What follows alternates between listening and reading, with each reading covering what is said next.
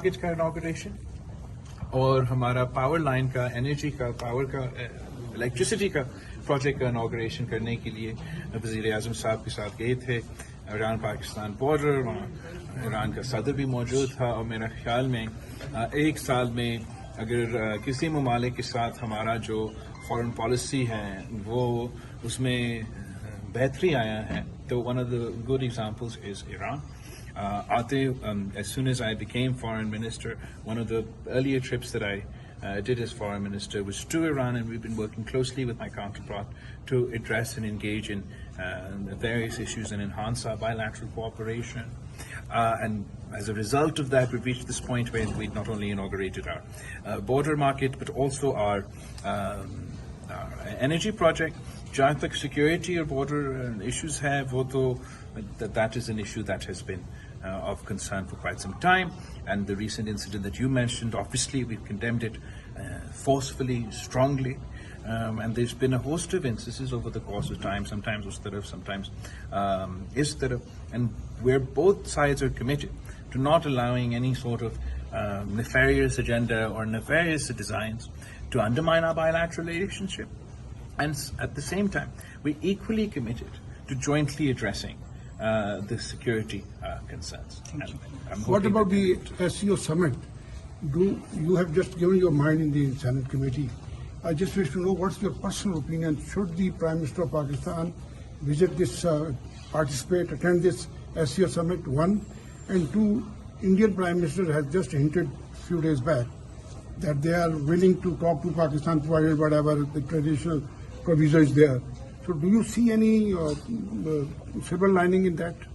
جہاں تک S C او کا فیصلہ ہے اور وزیر اعظم صاحب کے جانے کا فیصلہ ہے وہ ابھی تک انڈر ڈسکشن ہے، تو اس پہ میں unfortunately I can't comment on that for you. جہاں تک بھارت کے ساتھ بائی لیٹرل ڈائلاگ کی بات ہے، ہم نے یہ بار بار ایمفسائز کیا، ایک بار پھر دہراتا ہوں کہ جو پاکستان اور بھارت کی meaningful bilateral engagement ہے اس کے لیے ایک پری ریکویزٹ ہمارے خیال میں وہ اگست 2019 کے جو سٹیپس تھے ان کو واپس لینا پڑے گا.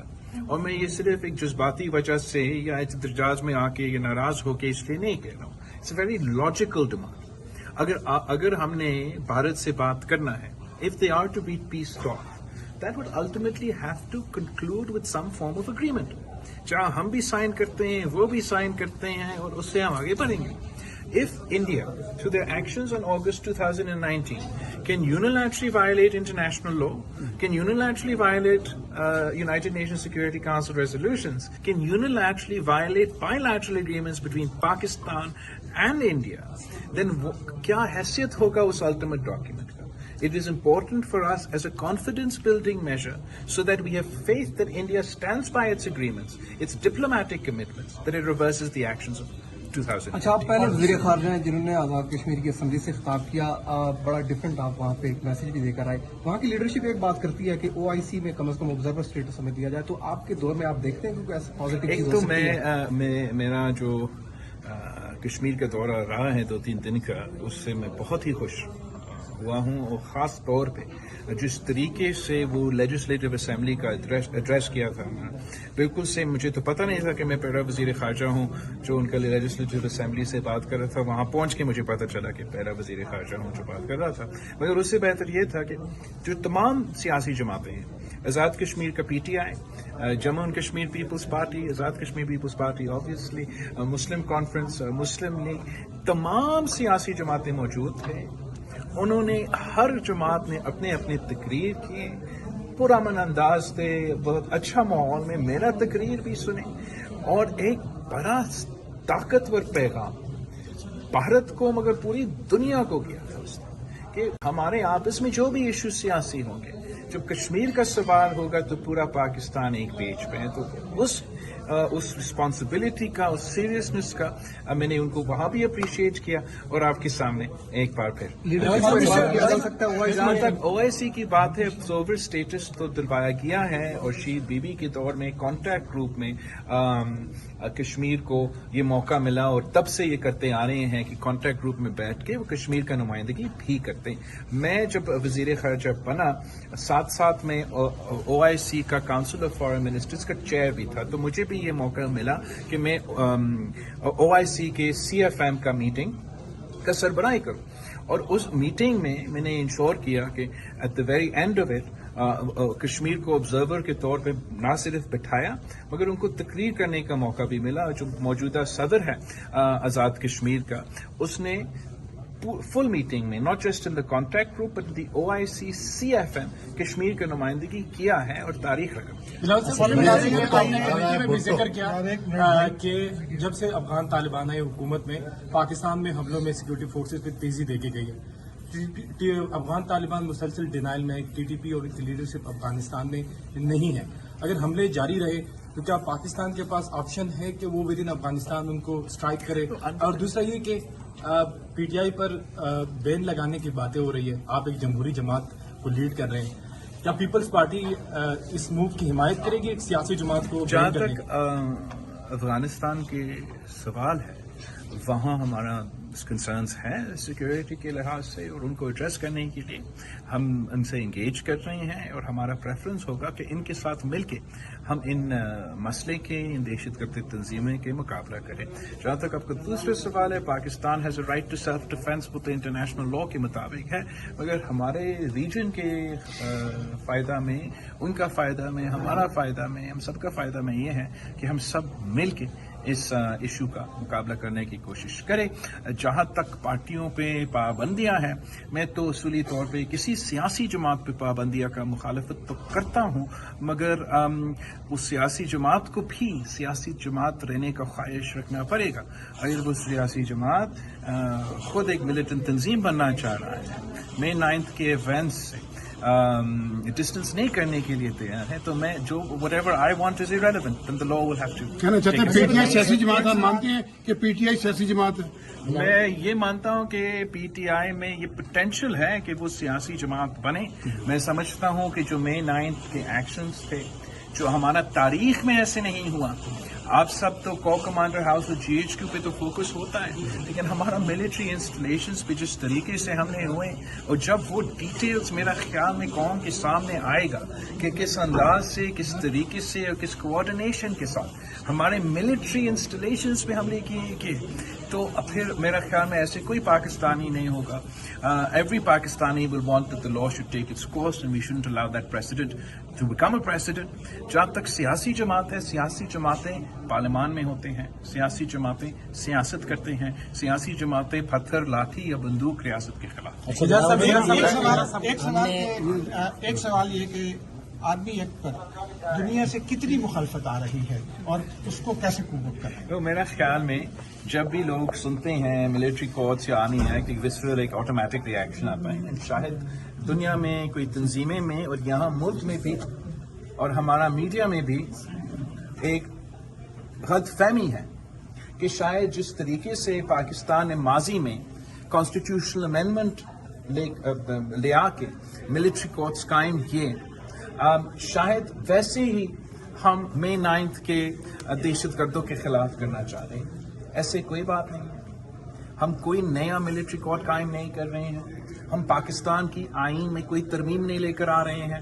ہم پاکستان کے قانون میں کوئی ترمیم نہیں لے کر آ رہے ہیں. On the books, on the law in Pakistan, there is an official secrets act and there is an army act.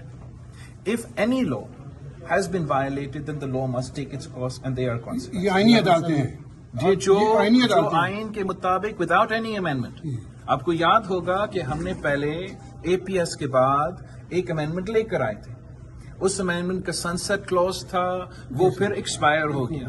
تو کوئی غیر جمہوری رویہ اور غیر آئینی رویہ ہم پاکستان پیپلز پارٹی کبھی اس کا حمایت نہیں کر سکتے، بلکہ ہم ان کا مخالفت کریں گے. لیکن جہاں تک موجودہ قانون ہے، موجودہ آئین ہے، اس کا خلاف ورزی کیا جاتا ہے، چاہے وہ آرمی ایکٹ ہو، چاہے وہ آفیشل سیکرٹس ایکٹ ہو، چاہے وہ اینٹی ٹیررزم ایکٹ ہو، تو میں چاہے بھی میں کسی کو نہیں روک سکتا. They don't need my permission. Anybody can file an FIR and they can pursue their case. Bilawal sahab, Haider شرازی، Jio news سے.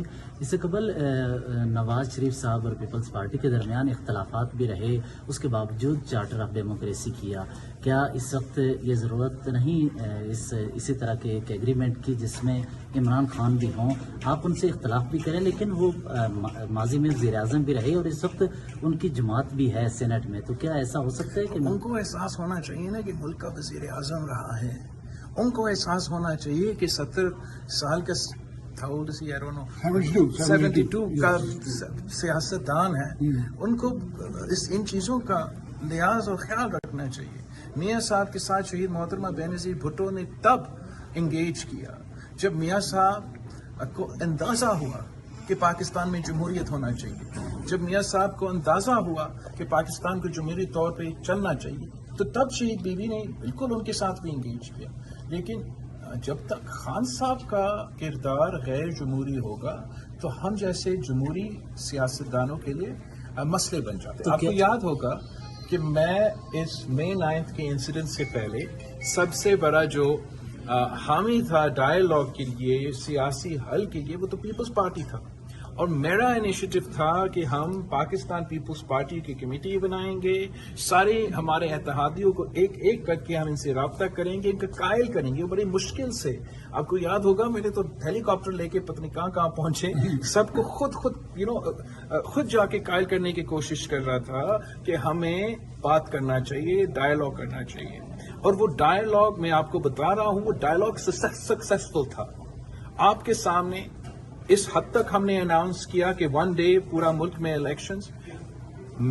میرا انداز میں ہم آپس میں جو نمائندے تھے، حکومت کے نمائندے اور پی ٹی آئی کے نمائندے، اس بات پہ بھی اگریمنٹ پہ پہنچ چکے تھے کہ الیکشنز کب ہوں گے. رہتا اتنا تھا کہ خان صاحب کو اور ہمارے جو نمائندے تھے انہوں نے ہمیں کنونس کرنا تھا، اور خان صاحب کے نمائندے نے خان صاحب کو کنونس کرنا تھا. خان صاحب اس لیے اپنی زندگی میں کبھی نہیں کوئی سیاسی فیصلہ لیا ہے یا جمہوری فیصلہ لیا ہے. اس نے خود اس وقت ہمارا ٹاکس کو سیبوٹاج کیا، میرا ایفرٹ کو سیبوٹاج کیا، اور پھر بعد میں جو فیصلے لیے اس نے خود لیے. پاکستان کی تاریخ اپنی جگہ، پی ٹی آئی کی تاریخ آپ اٹھا کے دیکھیں. They have never suffered the consequences of their actions.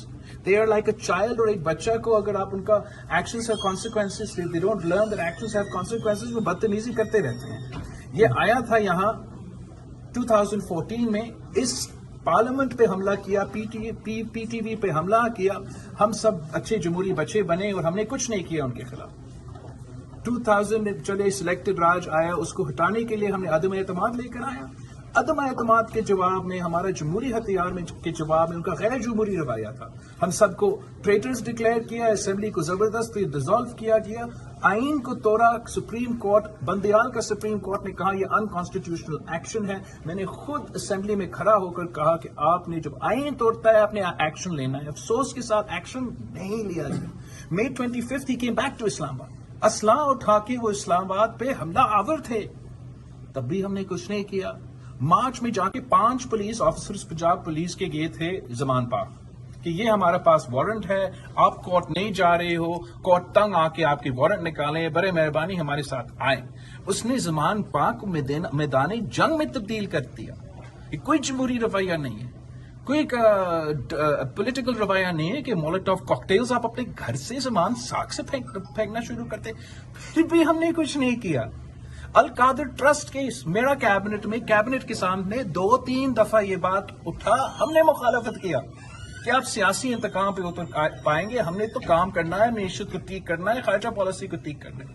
Foreign funding case, ہمارے پاس ایک ثبوت تھا جو اکبر ایس بابر نے کیس لے کر آیا کہ یہ فارن فنڈڈ ہے. وفاقی حکومت کے پاس اختیار تھا کہ بین کرے، بین کا سوال تھا پہلے.